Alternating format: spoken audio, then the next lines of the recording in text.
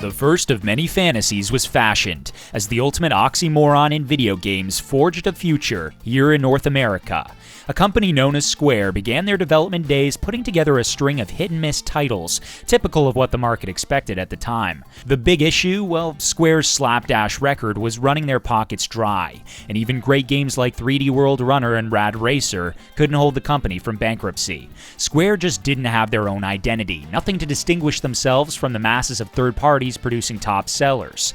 It was decided the team, under the design leadership of a young man named Hironobu Sakaguchi, would pool their efforts into one last send-off for the all-but-doomed corporation. Sakaguchi, most of all, since this was the culmination of his short-lived career. After this next game, he would officially retire from gaming and head back to school, or so he thought. And so he named this epic end Final Fantasy. At this point, the dominant RPG around was Dragon Quest, or Dragon Warrior as it's known here in North America.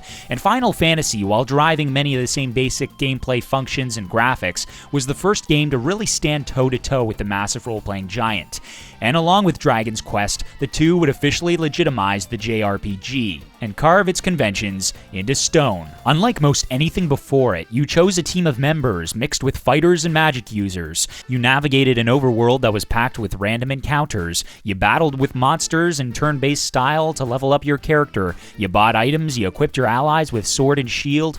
All this while trying to save the world. The template for the Japanese role-playing game was almost entirely laid out in this one adventure. And this was an adventure. Its story was deeper and more grandiose than Dragon's Quest or any RPG before it. But a novel, this was not. Final Fantasy was as much a story of visuals and music as it was of words. With the renowned artistry talents of Yoshitaka Amano and the equally brilliant compositions of Nobuo Uematsu, Final Fantasy would earn Square its long-desired identity.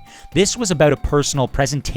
The involving and beautiful graphics and sound were not just pretty to look at and listen to, they complemented the plot, they told their own tale.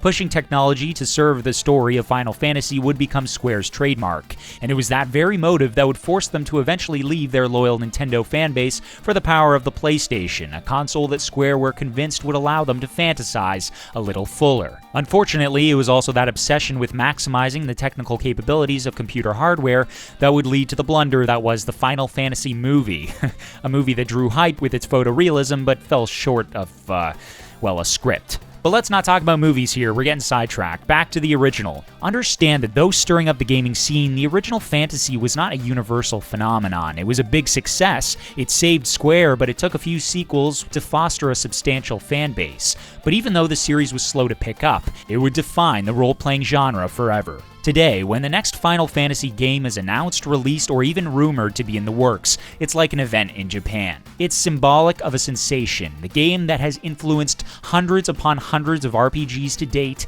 and in large part the one that popularized the genre in the US. The fantasy that was to be anything but final was released July 12th, 1990 in North America, this day in gaming.